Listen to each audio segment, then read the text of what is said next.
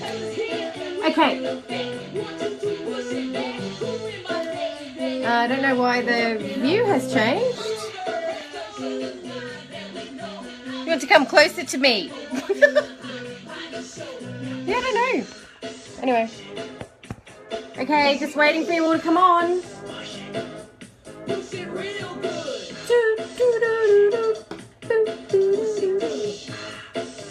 That's really weird. And it hasn't said. Usually it tells me it's sending notifications.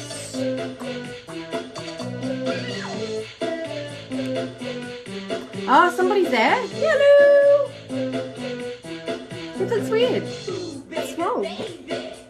Everything looks different today. Anyway. Morning, Holly. Mom. Oh, quickly, what? Just one moment, please. Yeah, no, it's not that. Morning, Emma.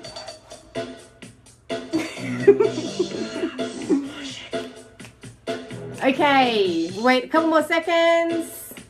Yeah, I don't know. That usually it's strange. Hang on.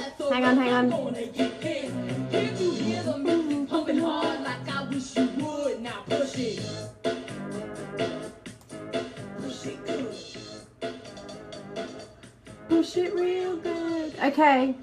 Yeah, there seems. Oh, are you? Are they here? Are they? Yeah, okay, so I'm actually not getting a notification that the notifications have gone. So something's changed. Even the view seems to have changed because you normally can't see my ceiling, but you can see it today. Good morning, good morning, good morning. Yeah, I don't know what's happening. Have I shrunk? Something happened overnight. I shouldn't have eaten those beans. Okay, hang on a second. I'm just going to turn this down before we get blasted with my Sharona. Just one moment, please. So good morning. Nice to see you. Nice to see you all. And I'll leave all of the rest of my hellos to later because I get very off track when I say hi to everybody. So good morning to everybody that is joining me and that has joined me so far. Might have a little bit of distraction noise. Lockie's here this morning. Do you want to come in and say a quick hello? Hello. So yeah, one of my experiments, you know. Hey Tracy, hey. So I was just thinking last night, I've got so many topics to post about, but yesterday's 555 was pretty deep. And yes, it was money related, but obviously emotionally related as well. So I wanted... Oh, sorry. I get distracted. My 6-year-old just woke up and asked, why do I listen to the woman talk about money every day? Because, my darling boy, it's so important to be aware of our money and how we use it to live our dreams and purpose, and so we can put food on the table and buy presents. That bit he loved. Yeah, that's right, hey. That's awesome, Melinda. That's awesome. That's very, very cool. Okay, well, he might enjoy today. Hello. Today I'm going to share with you an experiment that I performed on my child because I'm a parent and I'm allowed to do that. That's what we have them for, right? We get them so we can run experiments like he's backing out of the office.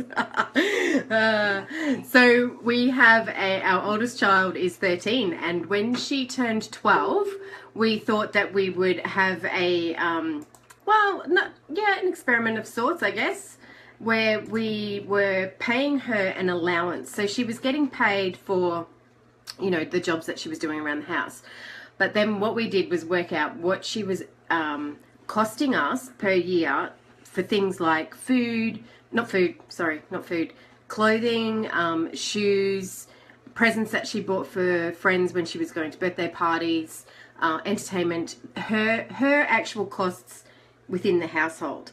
We spread that out added it up from the year, divided it up, and worked out that we were giving her, I think it was $10, $15 a week or something. I can't remember what the figure was now. But we gave her that money every week. So whenever she needed to purchase clothes because the seasons were changing, it was her responsibility, with supervision of course, it was her responsibility to manage her money. And we were training her and showing her how to do that. So she would get the money, let's say it was $10, she would get the $10 every week into her bank account. and then at the end of at the end of the month, she'd have $40. She was saving unconsciously, if that makes sense. So she knew that she was going to have to buy stuff, so she was consciously unconscious about saving that money towards that, and it worked really well. So she was really good with getting things when they were on sale. So when prices had been reduced, she was always keeping an eye out for those kinds of things. She was managing her wardrobe. She's a teenage girl. She was managing her wardrobe really well and mixing and matching and buying cheaper things, buying smaller priced things to jazz up an outfit. And once that year was over, I said to her, let's do something different this year. You get to choose. Do you want to do the same thing that you did last year? Or what about we give you the lump sum payment and see if you can manage the lump sum payment over the year? Well, it's interesting. It's November. We did this in July. She's run out of money. And what it did for me was it actually reflected back to me about how important cash flow is. Having that flow in and out from a visual point of view. We can see the money, we can see it going, we can see it coming in, we can see it going out. So from a visual point of view, it's really interesting. Also from a practical point of view, because when she got that $1,000, her ceiling level went up. If that's right. So she then went, I have $1,000. I can now go to this shop. I can now go and buy these types of clothes, rather than continuing the habits that she had created from the year before. And I think as adults, we do exactly the same thing. As soon as we get a pay rise or as soon as we get a bonus, we up our living game and we up our standard of living. So we're not creating any kind of buffer for us to have a savings account, for us to have money set aside for, just for peace of mind, a rich living account. I've got an account called Joy, Fun, Love and Adventure, and I put a couple of bucks in there every week.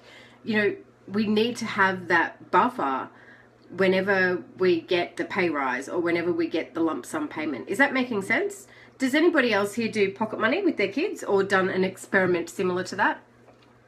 Just post that in the comments.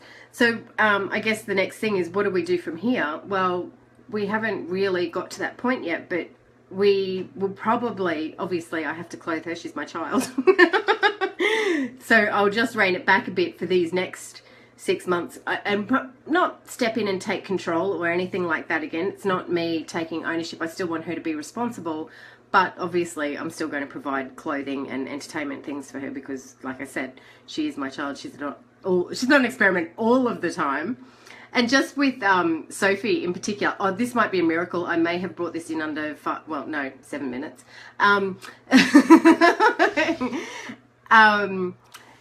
Emma, so not yet. My kids can't even do basic chores, let alone do extra for pocket money. Yeah, it's about contributing. One of the things that Jonathan and I say is we're all part of a team and we contribute as a family to help and support each other. And there's certain things within the house that we do just because we live in a house and, we're bloody lucky that we have a dishwasher. We're bloody lucky that we have cutlery that we can eat off. We don't have to eat off banana leaves. It's coming from that place. When it comes for doing, when they're doing chores, if you like, extra pocket money stuff is things like cleaning the cars or Katie's on a mad money she's a mad money making machine at the moment. My house is spotless. But she did the bathroom yesterday, so they do extra big jobs for that extra pocket money. I don't think so. They need to do certain stuff. Shouldn't just be me and Neil. Yeah, I agree. So it's bringing it back to, hey, listen, we're all part of the same team here. I am not your servant. I'm not your servant. I say that to my children quite regularly. I'm not your servant. You want to be a part of this, you have to contribute. Shell, $5 a week and I bank it through school banking. Awesome. What about spending money? Do they get spending money? It's really important to not It's really important to be demonstrating and showing that money is to be spent as well. That's something that people have to get their head around. There is a spending component and a savings component. Sorry, just reading really quickly. Holly, yep, my girls are only 5 and 7, but they have chores that are them contributing to the household, and sometimes they do their jobs like clean out the car or wipe down the bathroom benches, etc. for more money. Yeah, awesome. Yes, them. Emma, I tell them don't leave that for maid. We're not their servants. So I guess my practical tip, but also it's the three really. The practical tip is teaching your children about money, and showing them, maybe not over a year. I think if I was to do it again, and this is where poor Soph is the experiment, if I was to do it again, I probably wouldn't drag it out over the year with Kate and Lockie. I might narrow it down to maybe 3 months or 6 months. But I still think what an amazing, incredible lesson for a 13-year-old to have learnt, that this was much more easier for me to manage and handle. She actually felt really guilty and disappointed in herself about the 1,000. Jonathan and I go, woohoo, isn't that awesome? What an awesome lesson that you've learned. She's going, but I spent all the money. We're going, no, it's so cool. It's so great. And it is. It's a cool, great lesson for her to learn right now at 13, because, now she has this massive awareness that I never had at 13, that cash was king. I think I was still nicking cash coins out of my dad's money tin in his truck when I was 13. So keeping them or showing them or giving them a little bit of responsibility like that are great money lessons and great foundations for them practically.